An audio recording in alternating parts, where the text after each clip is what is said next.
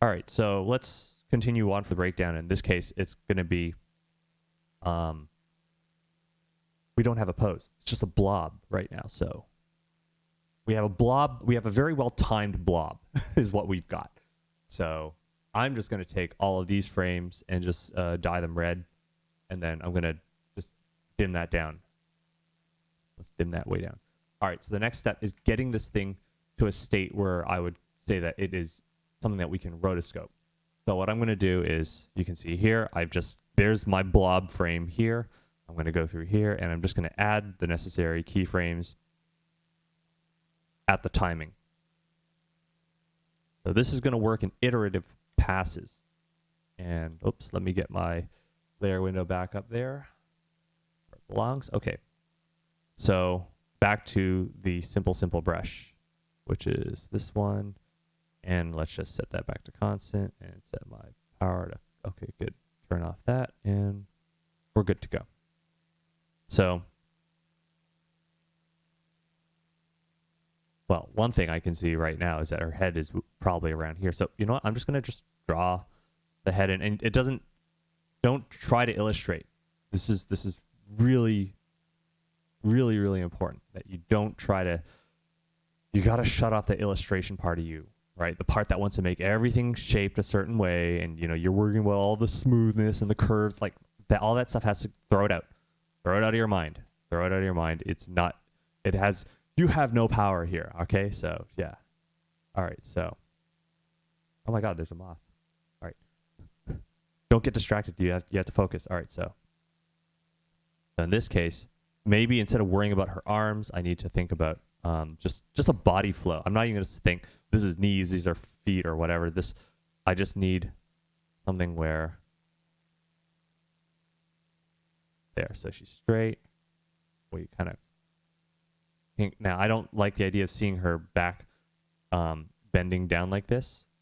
Doesn't seem like the kind of thing that my character would do. So she's primarily doing all of her motion in her legs and her feet. Now, okay, so here's a bit of a problem in that we can see immediately we have a bit of a shift forward, which actually might not be a bad thing. That might actually be to our advantage if we're going to have her jump forward. So you know what? Yeah, let's set this up for a jump forwards. That's the thing, is I'm at a bit of a conundrum, because I could use this for a video game, and it's like, what do I just want her to just jump straight up?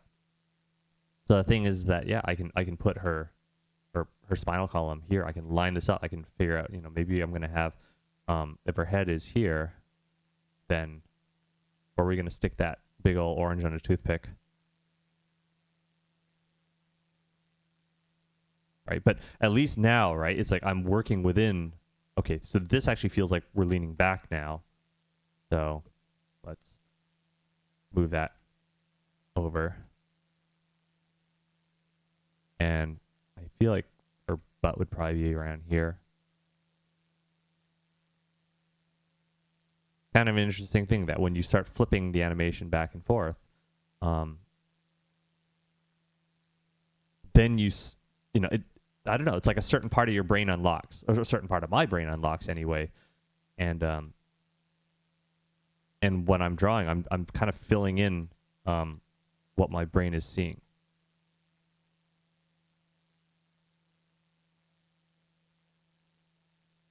That's much better. And I'm erasing and adding.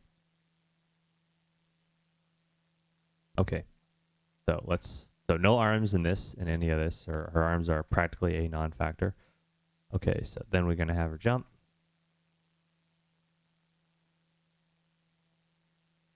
She's going to jump like a jiangxi. Yeah,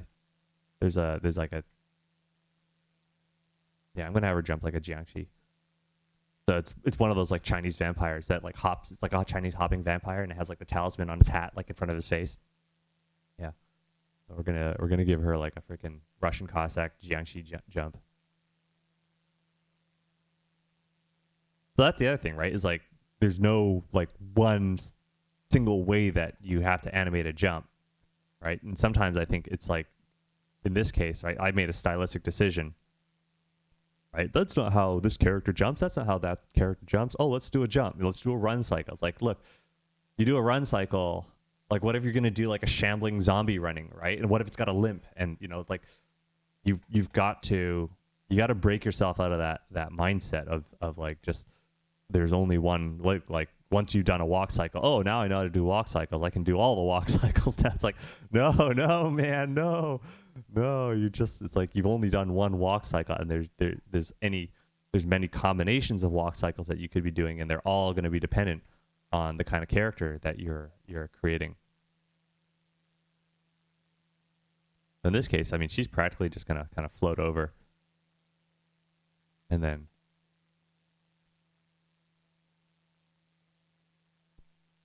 like you just like once we get to that point where we're able to flip through the animation,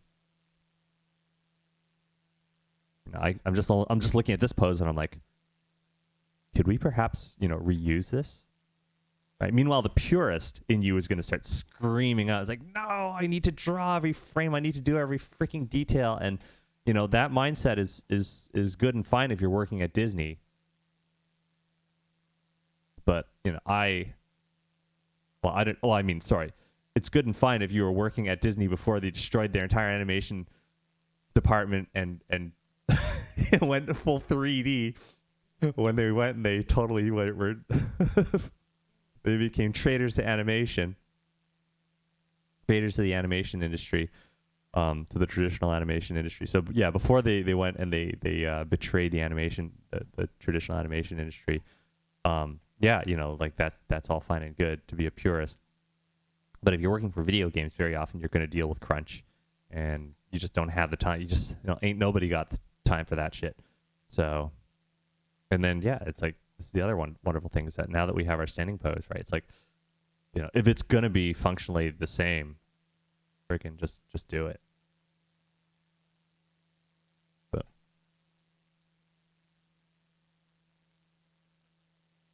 And now that all those frames have been done, so maybe in this case, when she winds up, I'll move her arm low. So yeah, let's move her elbows. So she's kind of like, yeah, she's like holding her forearms kind of together, and then boop. So she goes up, and then when she runs forward, then I'll have her shoulders and forearm will be up like that.